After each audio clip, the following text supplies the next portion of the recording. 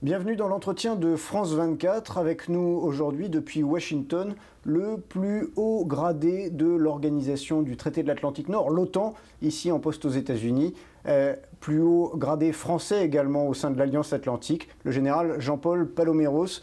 Général, vous étiez encore il y a quelques mois le chef d'état-major de l'armée de l'air française, notamment pendant les opérations en Libye. Vous êtes désormais chargé de la transformation de l'OTAN, vous êtes un des deux commandeur de l'organisation du traité de l'Atlantique Nord et vous êtes en poste à Norfolk en Virginie. Bonjour. Bonjour, écoutez, c'est un grand plaisir de vous recevoir aux États-Unis, un grand plaisir de parler à nos amis français et à tous ceux qui vous regardent et de faire mieux connaître cette belle alliance atlantique. On va commencer avec des sujets d'actualité un petit peu brûlants. On parle beaucoup de la Syrie en ce moment et l'OTAN a annoncé le déploiement de batteries de missiles Patriot à la frontière turque. À quoi vont servir ces missiles? Est-ce que l'OTAN compte s'en servir? Écoutez, l'OTAN, c'est une alliance qui a une vocation défensive. Sa première mission, c'est la défense collective des pays membres, dont la Turquie fait partie. Et ce déploiement a une vocation défensive. C'est une sorte de prévention, de protection des populations, protection des troupes. La Turquie en a appelé à cette défense collective au travers de ce qu'on appelle l'article 4 et du traité de l'Atlantique Nord. Et à ce titre, donc, il a été décidé par le Conseil de l'Atlantique Nord de déployer ces batteries de missiles patriotes donc à la demande de la Turquie et uniquement à des fins défensives.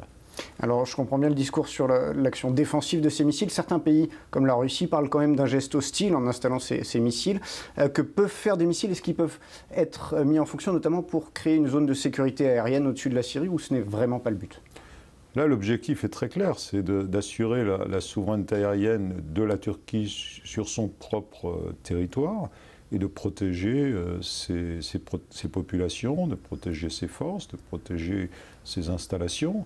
C'est tout à fait dans le cadre du traité de l'Atlantique Nord et c'est un renforcement tout à fait, je dirais, pacifique, à des fins purement de protection et défensive. C'est une mesure de précaution tout à fait sage et utile. Alors, plusieurs pays de l'Alliance, notamment les États-Unis, ont parlé de ligne rouge si jamais Bachar el-Assad se servait des armes chimiques contre son propre peuple. Le secrétaire général de l'OTAN lui-même a dit que cela entraînerait une réponse de la communauté internationale. Que peut faire l'OTAN en cas d'utilisation d'armes chimiques sur le territoire syrien? L'OTAN doit être préparée en permanence pour faire face à tout type de menaces. La menace d'utilisation d'armes chimiques fait partie de ces menaces. Donc les forces de l'OTAN sont prêtes à se protéger contre ce type de menaces. C'est une première action, et aussi à protéger bien sûr les populations. Tout ça ne peut se faire qu'en vertu de résolutions du Conseil de sécurité. Et c'est bien la deuxième mission de l'OTAN, c'est la gestion des crises. Donc, de toute façon, quelque action qui soit entreprise par l'OTAN, qui en a les capacités, sera conduite dans ce cadre. Quand il y a eu la résolution de l'ONU sur la Libye, vous étiez à ce moment-là chef d'état-major de l'armée de l'air française, l'OTAN a réagi extrêmement vite. Les plans étaient prêts. J'imagine qu'il faut avoir des plans prêts pour la Syrie dans ces cas-là. Le propre des forces militaires de l'OTAN, c'est d'être prêtes rapidement. C'est de pouvoir faire face très rapidement à l'émergence d'une nouvelle menace. Ce fut le cas, effectivement, vous le rappeliez, en Libye. Nous avons mis, bon an, mal an, moins de 36 heures à effectuer les premières frappes après donc la résolution du Conseil de sécurité. Les crises d'aujourd'hui sont à évolution très rapide. Donc évidemment, il faut que l'OTAN puisse faire face et puisse répondre très rapidement si besoin s'en fait sentir. Alors on va parler assez vite de votre casquette au sein de l'OTAN, qui est la transformation de l'OTAN. Un autre gros dossier d'abord, c'est l'Afghanistan. L'OTAN est en train de terminer cette opération en Afghanistan. Les dernières forces combattantes françaises ont quitté le sol afghan.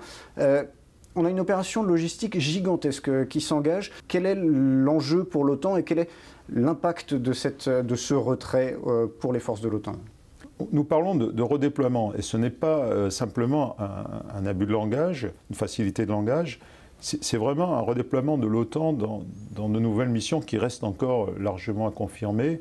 Mais effectivement, les forces combattantes, je dirais de première ligne, sont en train de se retirer pour laisser la place aux forces de sécurité afghanes, les forces de sécurité et de défense afghanes, qui sont en montée en puissance très rapide.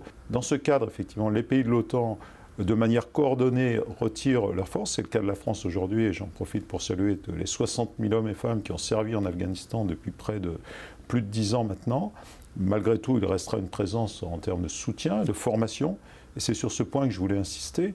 Nous continuerons, les pays de l'OTAN continueront à fournir cette assistance, ce conseil, ce soutien à l'Afghanistan dans des conditions qui restent à définir. En ce qui concerne maintenant la manœuvre logistique, c'est une manœuvre considérable. C'est la plus grande manœuvre logistique depuis la Deuxième Guerre mondiale, tout simplement. Donc, évidemment, toutes les voies et moyens sont en train d'être étudiés. La voie aérienne est utilisée puisque c'est la voie la plus rapide, c'est aussi la plus coûteuse.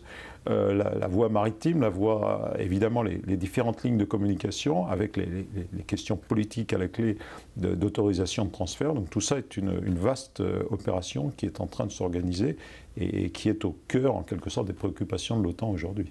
L'OTAN a été très occupée par cette question afghane. L'OTAN a été occupée par des opérations comme la Libye qui ont été qualifiées de succès pour l'OTAN en tout cas. Qu'est-ce qui va faire le ciment de l'OTAN maintenant? L'OTAN autrefois c'était contre les forces soviétiques et c'était un ciment presque occidental, l'Alliance Atlantique. Il y a eu ensuite l'épisode afghan. Qu'est-ce que l'avenir de l'OTAN aujourd'hui? Qu'est-ce qui sera le ciment de l'OTAN? C'est une question qui s'est posée au moment même où la guerre froide s'est terminée, je dirais, faute d'adversaires.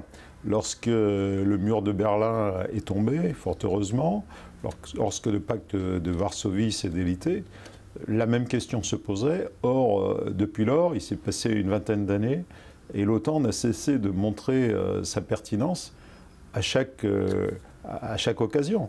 L'OTAN, l'Alliance Atlantique a fait preuve de sa solidarité et de son engagement dans les Balkans. Et je dirais que c'était heureux pour arriver à une solution de stabilité durable, je le souhaite, je le pense. Et puis ensuite, en Afghanistan depuis une dizaine d'années, et enfin en Libye récemment.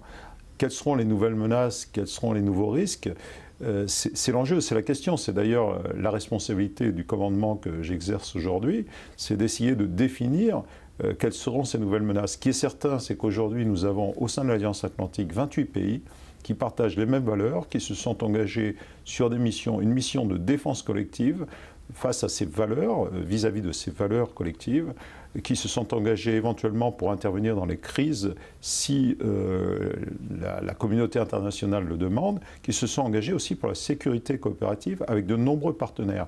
Et l'Alliance Atlantique a un pouvoir d'attraction considérable. Je crois que c'est lié à ses valeurs, à ses capacités et aussi à ses capacités de prévention et de protection des pays qui en sont membres.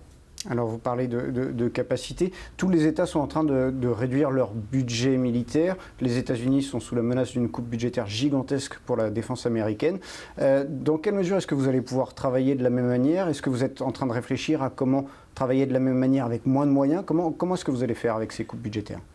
Tout d'abord, nous sommes réalistes et nous essayons de prendre en compte au sein de mon commandement, au profit de l'OTAN, les visions les plus réalistes possibles. Ça ne servirait à rien de construire un château de cartes qui s'ébranlerait à la première crise. Nous prenons en compte évidemment les perspectives de réduction budgétaire et nous essayons de coordonner ces efforts pour le mieux dans une planification commune pour définir quelles seront les capacités futures qui seront nécessaires, indispensables, quels seront aussi les déficits capacitaires qui s'annoncent et comment les combler. Et pour faire face à cet enjeu considérable, nous essayons de créer une dynamique, la dynamique de projets concrets de l'OTAN, ce qu'on appelle la Smart Defense, une défense plus intelligente en quelque sorte, qui permettent aux pays de travailler mieux ensemble, peut-être de développer des capacités multinationales, là où par le passé on aurait eu tendance à avoir des réponses plus nationales, à mettre en commun des moyens là où c'est possible et nécessaire, dans des logiques de proximité aussi géographique. Il est clair que la réduction des budgets de défense n'est pas forcément une bonne nouvelle pour nous, mais Voilà, nous la prenons pour ce qu'elle est et nous essayons de faire face avec plus d'intelligence si possible, plus de coopération, en essayant de bien identifier effectivement les facteurs majeurs et les menaces futures et les risques futurs. Le président Nicolas Sarkozy a décidé et a fait réintégrer la France au sein de la structure de commandement de l'OTAN. Le président François Hollande a commandé à l'ancien ministre des Affaires étrangères Hubert Védrine un rapport sur cette place de la France dans l'OTAN. Hubert Védrine parle de bilan mitigé et dit qu'il faut renforcer l'influence de la France au sein de l'OTAN. Qu'est-ce que cela vous inspire ? Je crois que vous avez reçu M. Védrine récemment.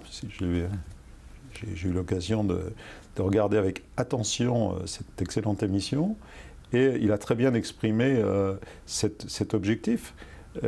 La France, comme d'autres pays, a intégré l'OTAN pour faire valoir sa voix au sein d'une alliance où la voix de chaque pays doit porter. La voix de la France comme les autres.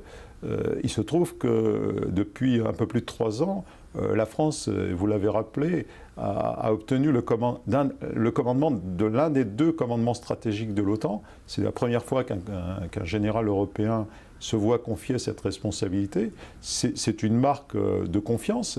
C'est aussi un engagement pour la France vis-à-vis de ses responsabilités au sein de l'Alliance. Donc oui, la France doit faire porter sa voix, je crois que c'est le cas aujourd'hui, et je suis certain qu'avec le livre blanc qui est en train de se dessiner, avec les perspectives stratégiques qui vont l'accompagner, et la loi de programmation militaire, la France pourra très clairement peser sur le débat de l'avenir de l'Alliance, comme le font les autres pays, et ce, en toute confiance, en toute liberté et en toute ouverture d'esprit.